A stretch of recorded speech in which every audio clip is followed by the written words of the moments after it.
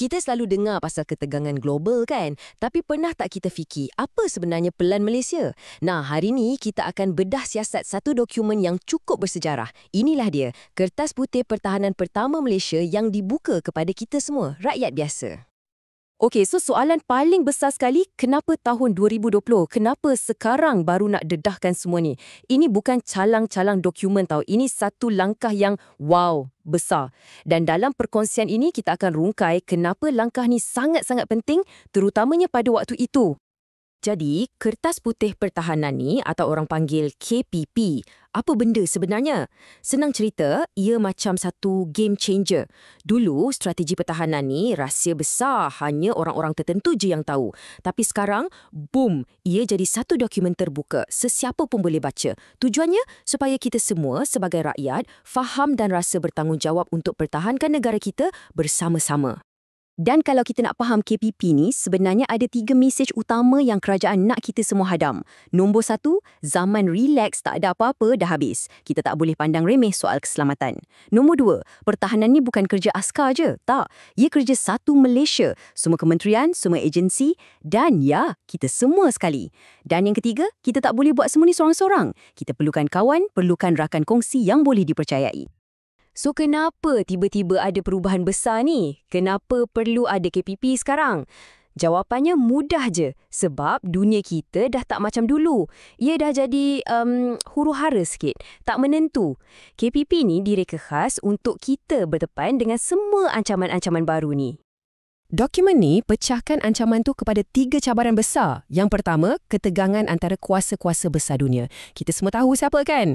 Kedua, keadaan jiran-jiran kita kat Asia Tenggara ni pun kompleks. Macam-macam boleh jadi. Dan yang ketiga, munculnya ancaman zaman moden. Benda-benda yang kita panggil ancaman bukan tradisional. Ini bukan lagi cerita filem. Ini realiti yang kita kena hadap sekarang. Okey, jom kita tengok isu yang paling panas, persaingan kuasa besar. Bayangkan macam ni. Kat sebelah sana ada Amerika Syarikat dengan operasi kebebasan pelayarannya. Kat sebelah sini pula ada China dengan inisiatif jalur dan jalan serta kekuatan tenteranya yang makin meningkat. Kita pula kat mana? Kita betul-betul kat tengah-tengah. Tersepit orang kata. Jadi memang situasi ni rumit gila. Sekarang, kita masuk bab ancaman yang jenis lain pula. Lupakan sekejap pasal kereta kebal dan jet pejuang.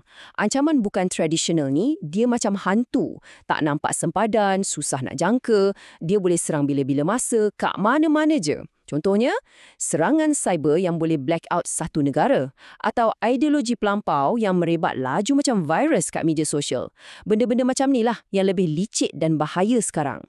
Dan kalau anda rasa benda ni semua jauh, cuba tengok nombor ni. 511. Apa tu? Itu jumlah orang yang ada kaitan dengan aktiviti pengganas yang ditangkap di Malaysia. Dan ini bukan dalam tempoh 20 tahun tau. Ini antara 2013 hingga 2019 je. Maknanya, benda ni bukan lagi teori. Ia betul-betul berlaku kat laman rumah kita sendiri. Selain keselamatan, ancamannya juga hentam ekonomi kita. Tengok nombor ni pula. 6 bilion ringgit. Setiap tahun, itulah anggaran kerugian kita disebabkan nelayan haram yang curi hasil laut kita. Bayangkan berapa banyak sekolah, hospital boleh dibina dengan duit sebanyak tu. Ini bukan je soal kedaulatan, tapi soal duit poket negara. Okey, cukup pasal masalah dan ancaman. KPP ni bukan setakat senaraikan benda-benda yang menakutkan je. Yang paling penting, ia bentangkan satu visi, satu wawasan yang sangat berani untuk Malaysia. Satu plan untuk kita tukar semua cabaran ni jadi peluang. Dan inilah dia visi utamanya. Ringkas, padat tapi sangat mendalam. Malaysia sebagai sebuah negara yang selamat, berdaulat dan makmur. 3 perkataan ni jadi matlamat akhir untuk semua strategi yang dirancang. Semuanya demi kita, rakyat Malaysia. Macam mana nak capai visi tu? Kat sinilah strateginya jadi sangat pintar. Konsepnya dipanggil gerbang penjalin. Apa tu? Maksudnya, kita gunakan lokasi kita yang perfect ni sebagai satu kelebihan. Kita kan betul-betul kat tengah-tengah antara Lautan Hindi dengan Lautan Pasifik. Jadi kita boleh jadi macam jambatan, penyambung untuk perdagangan, diplomasi dan juga keselamatan untuk seluruh rantau ni. Visi dah ada. Konsep pun dah ada. Tapi visi tanpa plan tindakan, itu cuma angan-angan, betul tak? Jadi, Apa master plannya? Pelan ni dibina atas 3 tiang seri, 3 tonggak yang jadi asas pertahanan negara untuk 10 tahun akan datang. Inilah dia 3 tonggak tu. Pertama, cegah rintang berpadu. Kedua, pertahanan komprehensif. Dan ketiga, perkongsian berwibawa. Fikirkan ia macam satu set strategi 3 dalam 1.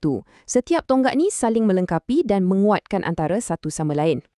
Okey, jom kita tengok satu-satu. Tonggak pertama, cegah rintang berpadu. Bunyi macam teknikal sikit, tapi maksud dia senang je, pencegahan. Maksudnya, kita kena ada angkatan tentera Malaysia yang begitu kuat, begitu moden dan begitu disegani. Sampaikan sesiapa yang ada niat tak baik tu akan fikir 10 kali sebelum cuba cari pasal. ATM inilah perisai negara kita. Tonggak kedua, pertahanan komprehensif. Yang ni pula pasal idea yang keselamatan negara ni urusan kita semua, bukan kerja tentera seorang. Mindset dia ialah seluruh masyarakat kena main peranan. Dari kementerian sampailah ke kita, rakyat biasa. Semua kena bersatu padu untuk jadikan Malaysia ni lebih kebal. Dan yang terakhir, tonggak ketiga, perkongsian berwibawa. Tonggak ni pandang keluar sempadan kita. Ia pasal betapa pentingnya kita ada kawan-kawan yang baik di peringkat antarabangsa. Sebab macam orang kata, berat sama dipikul, ringan sama dijinjing. Dalam dunia sekarang, kita tak boleh hidup sorang-sorang. Kerjasama tu kunci. Okey, semua tu nampak cantik atas kertas. Teori memang mantap. Tapi dalam dunia nyata, macam mana rupanya? Apa perubahan yang betul-betul akan kita nampak pada angkatan tentera kita?